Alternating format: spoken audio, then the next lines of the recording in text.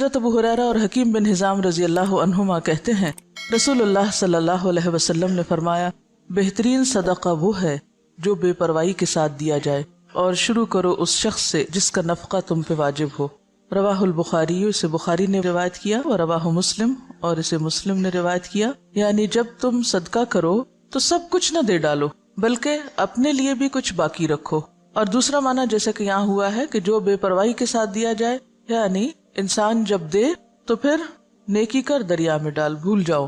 ایسا نہیں کہ تم دینے کے بعد پیچھا کرنا شروع کر دو، لینے والے پر احسان جتاؤ یا اس کو اذیت دو۔ اور اسی طرح ابتدا اس سے کرو جو تمہارا قریبی ہو، یعنی جن کی کفالت تم پہ فرض ہے، اپنے بیوی بچوں سے، اپنے گھر والوں سے، اپنے رشتہ داروں سے۔ اب یہاں پر بہترین صدقہ نمبر 1 اس شخص کا صدقہ جو دل کے اطمینان کے ساتھ خرچ کرے، دے کے بھول جائے، لینے والے کو دکھ نہ دے۔ اس کو کیوں بہترین صدقہ قرار دیا گیا؟ اس کو اچھا صدقہ کیوں کہا گیا کہ یہ اچھا صدقہ ہے؟ بہترین صدقہ وہ ہے کہ جب آپ دیں تو دینے کے بعد آپ خود محتاج نہ ہو جائیں۔ قرآن پاک میں اس کے بارے میں ایک آیت آتی ہے وَلَا تَجْعَلْ يَدَكَ مَغْلُولَةً إِلَىٰ عُنُقِكَ وَلَا تَبْسُطْهَا كُلَّ الْبَسْطِ فَتَقْعُدَ مَلُومًا مَحْسُورًا۔ اسے روکا گیا ہے، سب کچھ دے ڈالنے سے روکا گیا ہے۔ کیوں؟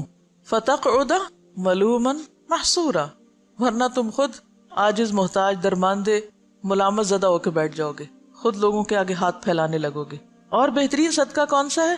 جو تم سب سے پہلے اپنے گھر والوں کے اوپر خرچ کرتے ہو۔ اب گھر والوں پہ خرچ کرنا فرض ہے، تو فرض کی ادائیگی پر اجر بھی زیادہ ہے۔ جب آپ باہر دینے لگے تو پہلے دیکھ لیں کہ گھر والوں کے پاس ہے یا نہیں۔ کچھ چیزیں ہیں جو عام حالات کے لیے ہیں اور کچھ ہیں جو خاص حالات کے لیے ہوتی ہیں۔ ہر حکم کے اندر استثنائی صورتیں موجود ہوتی ہیں۔ جیسے غزوہ تبوک کے موقع پر حضرت ابوبکر نے جب سب کچھ دیا تو وہ ایک ایمرجنسی کی کیفیت تھی۔ اس وقت دین کے جغرافیائی سرحدیں جو ہیں ان کی حفاظت بھی مقصود تھی۔ اگر اس وقت مال خرچ نہ کیا جاتا اور بیوی بچوں اور گھر کو دیکھا جاتا تو پھر اگر دین ہی باقی نہ رہتا تو باقی کیا باقی رہتا؟ تو ایک بڑی ضرورت آ گئی سامنے۔ اور بعض اوقات میں بھی بھوکا، دوسرا بھی بھوکا، لیکن دوسرے کی بھوک میری بھوک سے زیادہ ہے، دو ضرورتیں سامنے آ گئی، تو پھر کیا دیکھا جائے گا؟ کس کی ضرورت زیادہ ہے؟ تو وہاں خرچ کیا جائے گا۔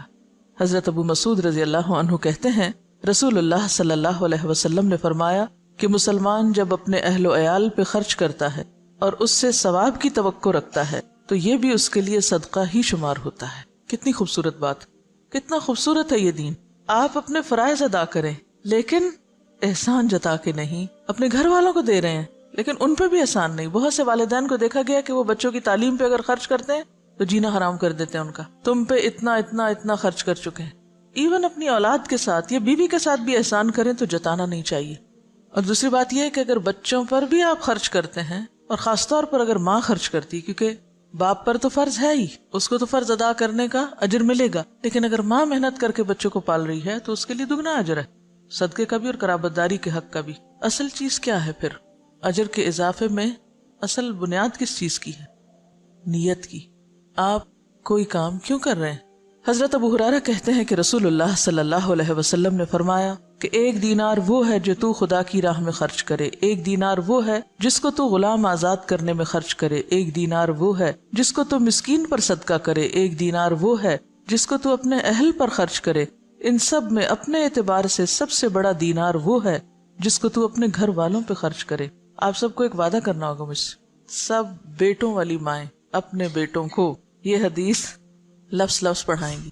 سب ساسیں جو اس وقت ساس بن چکی ہیں خاص طور پر بیٹوں کو یہ حدیث سنائیں گی۔ یہ قرض ہے آپ پر۔ آپ کو پتہ ہے بہت سے جھگڑے کہاں سے شروع ہوتے ہیں؟ کہاں سے شروع ہوتے ہیں؟ جب مرد حضرات اپنی ذمہ داری نہیں پوری کرتے۔ کیوں نہیں کرتے؟ اس کے کئی اسباب ہو سکتے ہیں۔ اس میں ایک سبب یہ ہوتا ہے کہ بیٹا کرنا چاہتا ہے، ماں نہیں کرنے دیتی، کہتے سب کچھ بیوی کو ہی دے ڈالو گے، سب کچھ بچوں پہ خرچ کر ڈالو گے۔ ٹھیک ہے، اس میں اعتدال چاہیے، سب کچھ بچوں اور بیوی کے لیے نہیں، لیکن ان کی ذمہ داری پوری کرنا۔ اگر مائیں یہ تعلیم اپنے بچوں کو دیں گی اور بچے آگے اپنی بیویوں کا اور بچوں کا خیال کریں گے، ان کا دھیان رکھیں گے، تو اس سے فائدہ کیا ہوگا؟ گھر میں خوشی ہوگی، گھر میں سکون ہوگا، تو آپ سب کام اچھے سے کر سکیں گے۔ اور دوسری بات یہ ہے کہ جب اپنے گھر والوں کو چھوڑ کے دوسروں کو دیا جاتا ہے، اس سے کیا ہوتا ہے نقصان؟ جو لے کے جاتے ہیں ان کے لیے دلوں میں نفرت اور عداوت پیدا ہوتی۔ مائیں یہ تو بیٹوں کو ضرور سکھاتی ہیں، دیکھو بہن ہے تمہاری، اس کو بھی دینا ہے، یہ بھانجے ہیں، یہ بھتیجے ہیں، یہ فلاں ہے، یہ فلاں ہے، سب کو دینا. نہیں سکھاتے تو کیا نہیں سکھاتے؟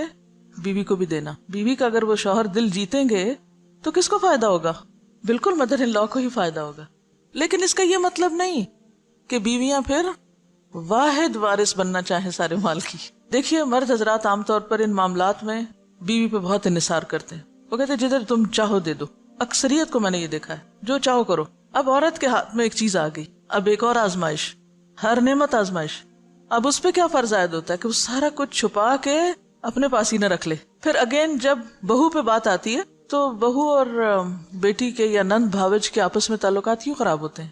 مثلا شوہر نے کچھ دیا، بہن کو نہیں دکھانا، چھپانا ہے. ساس سے بھی چھپانا ہے، اس سے بھی چھپانا ہے، اس سے بھی چھپانا ہے. اس کے کوئی وجوہات ہو سکتے ہیں، لیکن ان مسائل کو کم کرنے کے لیے اصل جو چیز چاہیے وہ دلوں کا بڑا ہونا ہے. جو لے جاتا ہے لے جائے، میرا حصہ کوئی بھی نہیں لے جا سکتا. میں نے انشور کرایا ہوا ہے، کوئی نہیں لے جا سکتا میرا. جو میرے حصے میں وہ آئے گا، اور اگر اللہ ہی نے نہیں لکھا میرے حصے میں، کسی کو دینے کی توفیق نہیں ہوگی، چاہے میں ٹکرے مار کے مروں، نہیں مل سکتا، لکھا ہی نہیں میری قسمت میں. تو اس لیے ان معاملات میں تھوڑی بے پرواہی کی بھی ضرورت، تھوڑی نہیں بلکہ بہت، دلوں کی وسعت کی بھی ضرورت ہے. شوہر رازق نہیں ہوتے، رازق کون ہے؟ اللہ. اگر وہ ہمیں دینے کی بجائے ماں کو دے رہے ہیں، بہن بھائیوں کو دے رہے ہیں، باہر کہیں دے رہے ہیں، تو اس پہ بہت جلنے کوڑنے کی ضرورت نہیں. جو آپ کا وہ آ جائے گا، جو اللہ نے آپ کے لیے لکھا ہے وہ کہیں سے بھی آئے گا. تو جب تک ہم بھروسہ اللہ کی ذات پہ نہیں کریں گے نا تو بات نہیں بنے گی. یاد رکھیے کوئی بھی اصلاح ہو نہیں سکتی جب تک کہ دو طرفہ، دونوں طرف سے دل نہ بڑا کیا جائے، دونوں فرائض ادا کرنے میں نہ لگ جائے. اگر دونوں حقوق مانگنے میں لگ گئے تو مسئلہ خراب ہوگا. تو یہاں پر آپ دیکھیے کہ خیر کے کاموں میں خرچ کرنے کا بھی اجر بتایا گیا، لیکن اس کے ساتھ ساتھ اہل و عیال پہ خرچ کرنا بھی باعث اجر و ثواب ہے. اور ذمہ داری میں نے آپ پہ امانت ڈال دی ہے، بیٹوں کو یہ حدیث سنانی ضرور ہے اپنی زبان سے. حضرت ثوبان کہتے ہیں کہ رسول اللہ صلی اللہ علیہ وسلم نے فرمایا کہ بہترین دینار جس کو آدمی خرچ کرتا ہے وہ دینار ہے جس کو وہ اپنے گھر والوں پہ خرچ کرتا ہے، اور وہ دینار جس کو وہ اپنے اس جانور پہ خرچ کرتا ہے جس کو پالا ہے اس نے اللہ کے راستے میں جانے کے لیے، اور وہ دینار جس کو وہ خرچ کرتا ہے اپنے دوستوں پر اللہ کے راستے میں. اسے مسلم نے روایت کیا. اب آپ دیکھیے کہ پھر سب سے پہلے گھر والوں کی بات ہے. گھر والوں کو مطمئن کرو، کیونکہ جب انسان گھر والوں کو مطمئن کر دیتا ہے نا تو وہ اس کے مددگار بن جاتے ہیں. جب وہ مددگار ہو جاتے ہیں تو ان سے بہتر مددگار پھر کوئی نہیں ہوتا. آپ کے لیے زندگی آسان ہو جاتی. اور آپ نے دیکھا ہوگا اکثر کہ اگر گھر کے اندر چخبخ ہے، گھر کے اندر کھینچا تانی ہے، تو آپ باہر کتنا بھی سکون کا وقت گزار کے آئیں، جب تک گھر میں سکون نہیں تو زندگی بیکار ہے. گھر میں سکون لینے سے نہیں دینے سے آتا ہے.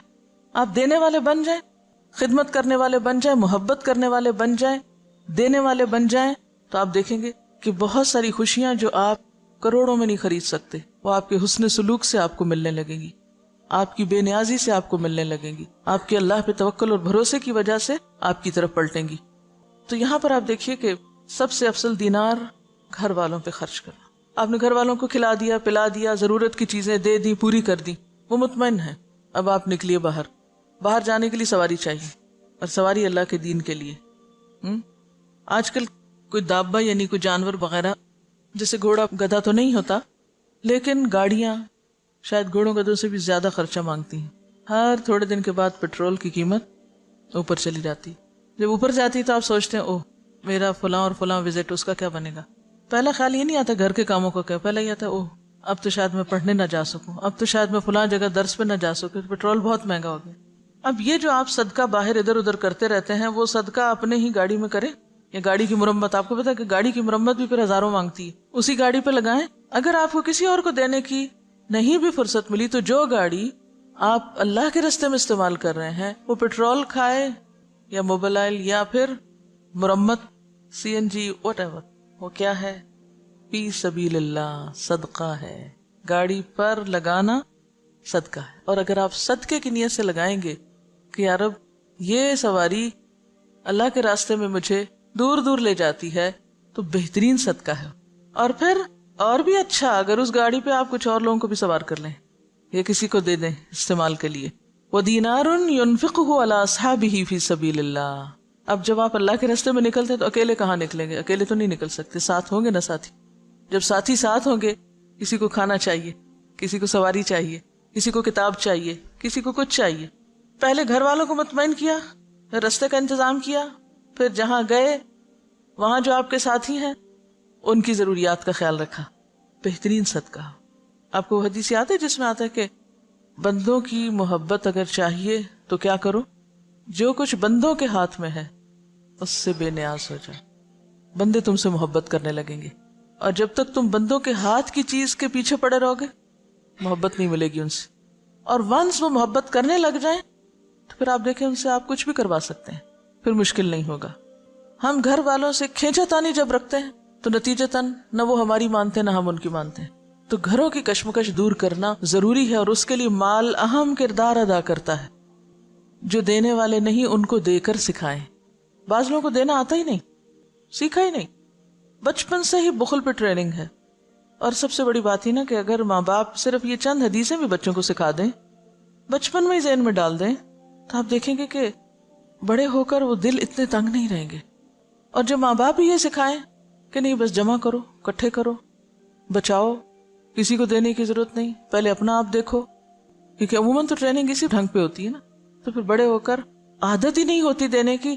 لہٰذا گھروں کے اندر ایک مسلسل جنگ کی کیفیت رہتی، رونا دھونا باقی رہتا ہے. عملی طور پر بچوں کے ہاتھ سے دلوانا شروع کریں، بہن بھائیوں کو دلوائیں، کیونکہ عام طور پر فقیر کو پھر بھی دے دیتے ہیں بچے، لیکن بہن بھائی کو چیز نہیں دیں گے. تو بہن بھائیوں میں شیئرنگ کی عادت ڈالیں، یہ چیز تمہارے لیے اور یہ چیز سب کے لیے.